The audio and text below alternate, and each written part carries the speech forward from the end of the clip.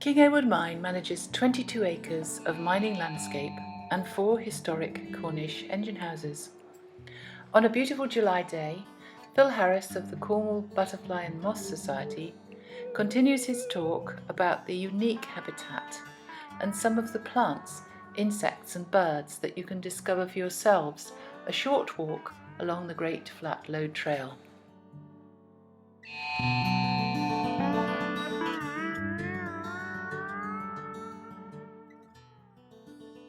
This is our little butterfly patch here that we look after, especially for butterflies. It's the old arsenic flues from the mine, as you can see by the cross hatching there. That's where the smoke would drift up and down the tunnels and condensate on the walls. But now that we've left it, cleaned it, it's all coming up in wildflowers of the best variety locally. This one here is a knotweed. This plant here is very interesting on the mines and true because it grows mainly on the cliffs at North Cliffs from here and all the way down to Land's End. So I'd say in Cornwall it's mainly coastal, but it grows here, and the reason for that is we have got underneath here is sand. Same as the cliffs are sandy heaths. This is a sandy heath as well, without the salt, and that's the sort of terrain it likes. So we've got a lot here, but it's the only bit we've got. Now if you walk towards Carharrick, say 10 miles away, you may not see another plant, and that's quite interesting because it shows how locally common it is, but scarce in the general countryside. And this is what it looks like when it's in flower. It's only now in bud. Next week they'll all be out, and they're like miniature thistles, if you like, or knotweed. Very dainty, very, very nice. Yeah, you'd have to walk out to Navex to see the next plant that way, I would suspect. I've never seen it anywhere in between. With devil's Bit Scabious, but it's not. This is called sheep's Bit Scabious, and very attractive, but it always grows in dry places, usually on sand, and this is all sand under these bushes here, and that's why it likes it. Very, very attractive, lovely old blue flower. The old country name was policeman's buttons because they look like the old policeman's blue buttons. Here's another interesting plant, Marsh Woundwort. Doesn't always grow in the marsh, that's the first thing to realise with it. It's in an ordinary hedge line here. Pointy leaves is the thing to recognise the plant from the other woundwort, which is called Hedge Woundwort, which we'll have a look at in a minute. Funny smell, if you're ever trying to identify it, it's got a very mousy smell, musty, and it was used to cure wounds years ago. Get a wound, fresh leaves up, as we do with docks and stinging nettles and stuff, and rub it into the wound or rub it around the wound. It's an antiseptic. A lot of plants are antiseptic, naturally. So it's a very handy plant to have everywhere, and it is everywhere. When you start looking for it, all of a sudden you realise that every hedgerow has got a bit of marsh and hedge woundwort. Lovely colour, very attractive. One of the mint family, as you can see by the shape of the flowers. Bees love it. Bees come to it all day long. And just a good plant to have around your mine site. This is one of the old strewing herbs. They used to use them in houses to strew on the floor to keep down the fleas and the ticks and the mites. So as you step on them, you squirt a little bit of juice out, if you like, of the plant, and that deters the insects that bother us, or did used to bother us in the medieval, shall we say, time. It encourages them to go out the door and get rid of them. And if you, again, why is it a strewing herb? Well, if you take a bit, crush it a bit, don't like it. It's like hop trefoil. And why is that special? Because you won't find it, you'll find it on the cliffs, you'll find it on mine sites, you'll find it on heathland, which is, this is almost heathland, but you won't find it in a farmer's field. You probably won't find it in your garden, maybe only on your path. It likes very dry conditions, which are not that common really. Well, that's what I call them, moon daisies. So how did they get here?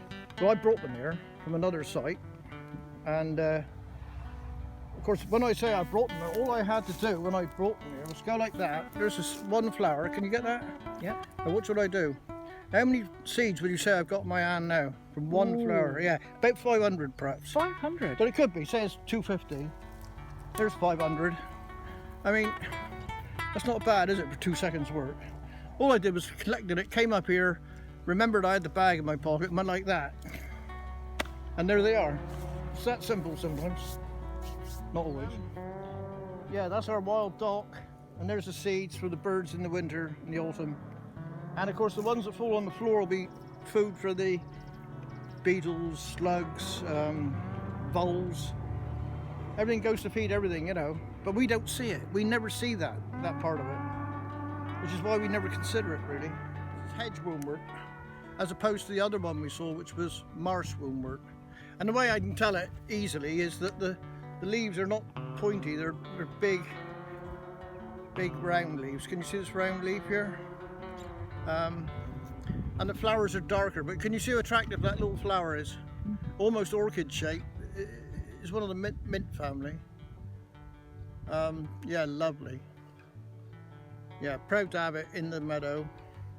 No trouble, never gets invasive, never upsets you, just grows away to its own speed.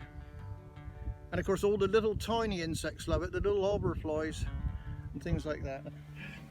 So that's an Angelica in there. Yeah, it's definitely Angelica. Only one in the field by the look of, oh no, there's one over there, like big ones. Can you see the one on the hedge over there? Mm-hmm. Angelica. Over there, can you see the Japanese knotweed? Yep. And it's spreading very fast. It's spreading probably 5 meters a year, which doesn't sound a lot, but after 5 years you're up 25 meters that end and 25 meters that end. It's 50 meters. And you soon lose a whole site with that if you left it alone. So we got the decision to make now, do we want to spray it? Because we're in a wildflower meadow. And we are going to spray it, and that's all going to be cut and sprayed.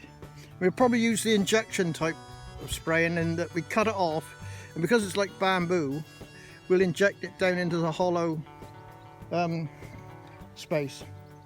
And then that'll go down to the root, right down systemic, it'll go right down to the tip of the root and kill the whole plant.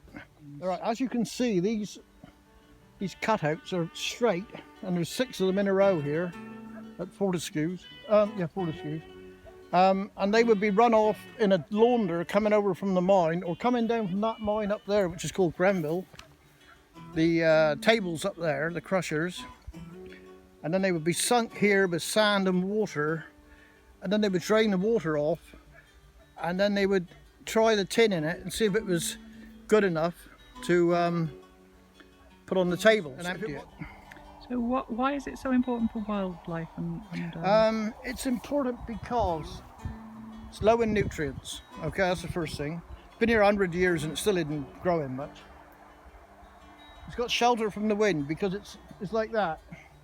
So any insect that lives here can always get down out of the wind on the lee side of the hedge. It's not like an open field, and it's not so shady as a woods. So although it's open, it's also sheltered. A bit like your garden, you know what I mean, do you? And it grows some really quite special plants and grasses. Oh, he's looking lovely. Oh yes, you got him. Oh, you got him.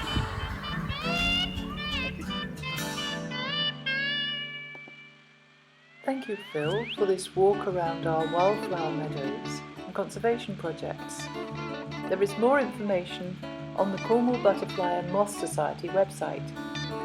We hope you will be able to visit King Edward Mine Museum and find out more about our unique history.